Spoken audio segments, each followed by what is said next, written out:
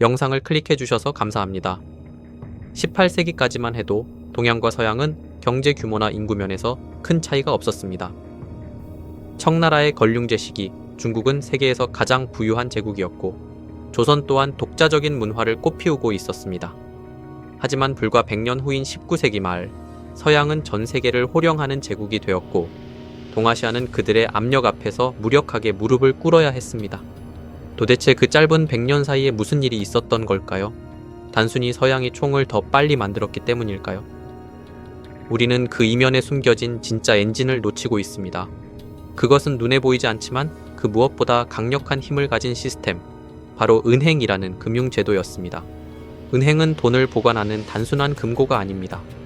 은행은 이 세상에 존재하지 않았던 신용이라는 가상의 돈을 만들어내고 그 신용을 바탕으로 대규모의 모험과 투자를 가능하게 만든 자본주의의 심장입니다. 이 심장이 힘차게 고동치기 시작한 곳은 서양이었고 안타깝게도 이 심장을 제때 이식하지 못한 동아시아는 결국 스스로의 운명을 지켜낼 힘을 잃고 말았습니다. 은행이라는 혁신적인 시스템이 17세기 유럽에서 먼저 탄생한 것은 우연이 아니었습니다. 기술적인 발명 이전에 사람들의 생각과 사회의 규칙이 먼저 바뀌었기에 가능한 일이었습니다. 가장 먼저 변화한 것은 돈을 대하는 태도였습니다. 중세까지 이자를 받는 행위는 죄악으로 여겨졌지만 르네상스를 거치며 상업이 부를 창출하는 핵심 수단으로 떠오르자 사회는 세속화되었습니다. 사람들은 이제 돈을 통해 돈을 버는 행위가 죄악이 아니라 합리적인 경제 활동임을 인정하기 시작했습니다. 하지만 마음가짐만으로는 부족했습니다. 모르는 사람에게 선뜻 거액을 빌려줄 수 있는 믿음의 시스템이 필요했습니다. 당시 국왕의 법정은 상업 거래를 이해하지 못했고 판결 또한 너무나 느렸습니다. 그래서 상인들은 스스로 해결책을 찾아냈습니다. 바로 상업법의 탄생입니다. 이 법은 국왕이나 의회가 만든 것이 아니었습니다. 수많은 나라를 오가던 상인들이 우리끼리는 거래할 때 이 약속을 꼭 지키자 라고 합의한 관행들이 굳어져 만들어진 법이었습니다. 상인들은 자신들만의 법정을 세워 신속하게 분쟁을 해결했고 이 판결은 국경을 초월해 존중받았습니다. 덕분에 투자자들은 왕의 기분이 바뀌더라도 자신의 재산과 계약이 안전하게 보호받을 것이라는 확신을 가질 수 있었습니다. 이러한 법적 신뢰가 쌓이자 사람들은 주식회사 같은 대담한 조직을 만들어 더 큰 돈을 모을 수 있게 되었습니다. 이러한 단단한 토대 위에서 마침내 금융 역사를 뒤바꿀 결정적인 혁신이 일어났습니다. 17세기 런던의 금 세공업자들에 의해서였죠. 당시 상인들은 금화를 안전하게 보관하기 위해 금 세공업자에게 돈을 맡겼고 그 대가로 보관증을 받았습니다. 사람들은 곧 무거운 금화 대신 이 종이 보관증을 주고받는 게 훨씬 편하다는 것을 깨달았습니다. 이것이 지폐의 시초입니다. 여기서 금 세공업자들은 놀라운 사실을 하나 발견합니다. 사람들이 금을 맡기기만 하고 실제로 그 금을 한꺼번에 찾아가는 일은 거의 없구나. 금 세공업자들은 생각했습니다. 이 금을 그냥 잠재워두는 건 낭비다. 금고의 예금주들이 찾으러 올 때를 대비한 아주 일부의 금만 남겨두고 나머지를 빌려주자. 그들은 금고에 없는 금에 대한 보관증을 발행해 대출해주기 시작했습니다. 이것이 바로 현대 은행업의 핵심 원리인 부분 지급 준비 제도입니다. 이 순간 은행은 돈을 보관하는 창고에서 세상에 없던 신용을 창조해내는 마법사로 변모했습니다. 이 마법은 곧바로 역사를 뒤흔들었습니다. 바로 산업혁명이라는 거대한 괴물에게 연료를 공급한 것입니다. 증기기관을 만들고 공장을 짓는 일은 개인이 감당할 수 없는 돈이 필요했습니다. 하지만 은행은 부분 지급 준비 제도를 통해 만들어낸 막대한 신용을 기업가들에게 빌려주었습니다.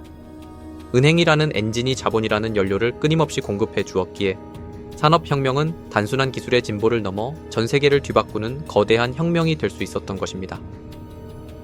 이 자본의 힘을 이해하는 것은 어렵지 않습니다.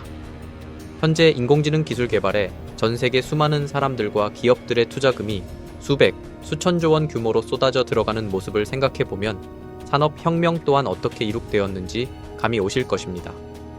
서양에서 상업과 금융이 자유의 날개를 달고 비상할 때 동아시아는 정반대의 길을 걷고 있었습니다. 조선과 청나라를 지배했던 것은 강력한 중앙 집권 체제와 유교적 세계관이었습니다. 유교 사회에서 상업과 금융은 산업공상의 맨 아래, 즉 가장 천한 일로 여겨졌습니다. 국가는 억상 정책을 펴며 상업 활동을 엄격히 통제했습니다.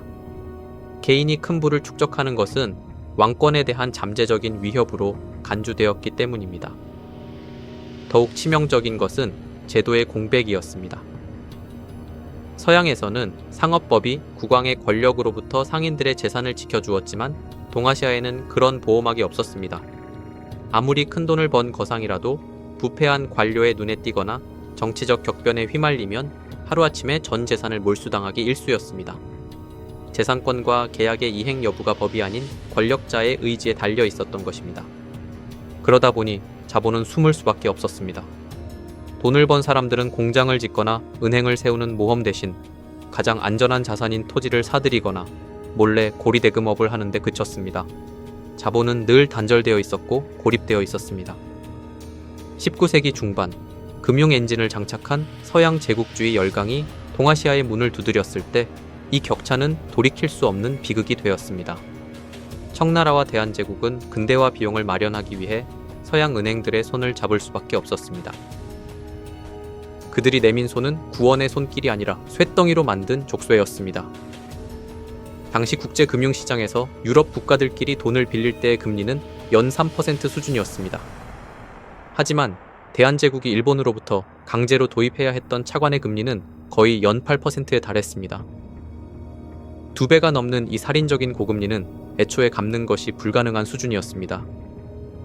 이 빚은 단순한 대출이 아니었습니다. 열강들은 돈을 빌려주는 대가로 금이나 은이 아닌 국가의 주권을 담보로 요구했습니다. 세금을 거둘 수 있는 관세 자주권, 철도 부설권 등 나라 살림의 핵심들이 하나둘씩 넘어갔습니다. 일본은 조선이 빚을 갚지 못하도록 상황을 조장한 뒤 재정 건전성을 돕겠다는 명분으로 재정 고문을 파견해 나라의 금고를 통째로 장악해버렸습니다. 군대가 들어와 영토를 점령하기 훨씬 전에 이미 금융은 빚이라는 보이지 않는 무기로 동아시아의 주권을 무너뜨리고 있었습니다. 식민지 시대는 끝났고 총칼을 앞세운 제국주의는 역사 속으로 사라진 듯 보입니다. 하지만 과연 그럴까요? 금융 제국주의는 사라지지 않았습니다. 오히려 더욱 교묘하고 더욱 세련된 제도의 탈을 쓰고 우리 곁에 남아 있습니다. 현대 금융 제국주의의 가장 대표적인 모습은 1997년 아시아 외환 위기 때 적나라하게 드러났습니다. 당시 한국을 비롯한 아시아 국가들은 외환 부족으로 국가 부도 위기에 몰리자 국제통화기금 IMF에 구제금융을 요청했습니다. IMF는 돈을 빌려주는 대가로 가혹한 조건을 내걸었습니다. 바로 워싱턴 컨센서스라 불리는 서구식 경제 개혁안이었습니다. 그들은 경제를 살리려면 시장을 열어야 한다며 금융시장의 전면 개방과 고금리 정책, 알짜배기 국영기업의 민영화를 강요했습니다. 이 과정에서 수많은 국내 우량기업과 은행들이 헐값에 외국 자본의 손으로 넘어갔습니다. 국가는 경제정책을 스스로 결정할 권한을 잃었고 서방 자본은 손쉽게 막대한 이익을 챙겨갔습니다. 최근에는 새로운 형태의 위협도 등장했습니다. 바로 중국의 부채 외교입니다. 중국은 아시아나 아프리카의 개발도상국에 인프라 건설 자금을 빌려줍니다. 하지만 그 나라가 빚을 갚지 못할 상황이 되면 본색을 드러냅니다. 스리랑카는 빚을 갚지 못해 한반토타 항구의 운영권을 99년 동안 중국에 넘겨줘야 했습니다. 빚이 영토 주권을 침해하는 무기가 된 것입니다.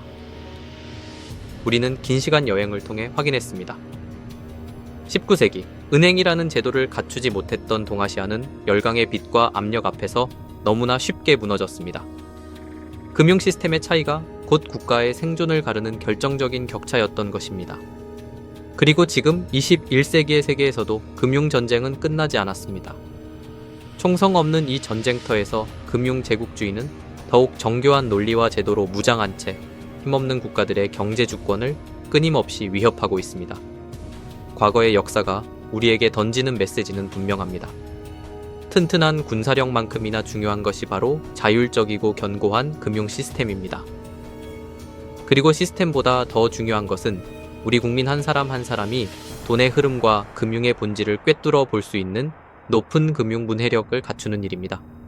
돈의 역사는 지금도 흐르고 있고 그 흐름을 읽는 자만이 미래의 주인이 될 수 있습니다.